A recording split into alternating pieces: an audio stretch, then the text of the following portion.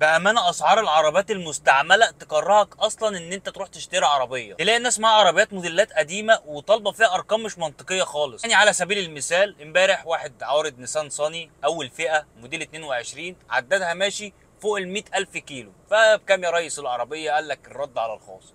دخلنا له على الخاص، العربيه بكام؟ قال لك ب 570 الف جنيه. ده كده مثال بسيط جدا من الواحد بيشوفه. هتلاقي واحد معاه نيسان صاني اتحمق قوي ودخل قال لي ايه يا عم ما سعرها حلو اهو، انتوا عايزين تاخدوها ببلاش ولا ايه؟ اقول لك يا سيدي ببساطه العربيه دي ب 570 الف جنيه هتصرف لك عليها اقل واجب 30 الف جنيه. عربيه مستعمله، هتشوف بقى محتاجه كاوتش، محتاجه صيانه، ممكن يطلع فيها خازوق تقعد تعيط جنبيها، فاكيد هتصرف عليها. فهتبقى واقفه عليك ب 600 الف جنيه، مع العلم ان العربيه دي زيرو موديل 2026 اللي اصلا لسه ما جاش ب 695 الف جنيه. فيا سيدي لو هنفترض ان انا معايا ال 600 الف جنيه واحطهم في العربيه، طب ما اروح استلف ال 95 الف جنيه ولا اروح اقسطهم 95 الف جنيه لو اتقسطوا يعني مش ابو حاجه. وجبت يا سيدي عربيه زيرو ودورت ومشيت على طول، مفيش بقى وجع دماغ بقى، ريحت دماغي ادخل انا بقى اقطع في الاكياس اللي على الفرش بنفسي. عشان كده تلاقي السوق واقف. يعني تنزل مثلا سوق العربيات تتفرج تلاقي الناس كلها بتسال بس، ولا حد بيبيع ولا حد بيشتري، لان اللي بيشتري مش عاوز يدفع واللي بيبيع طالب ارقام غريبه. فيا جدعان نحط ارقام منطقيه شويه عشان الدنيا تمشي بقى، الجو حر والواحد مش طايق نفسه.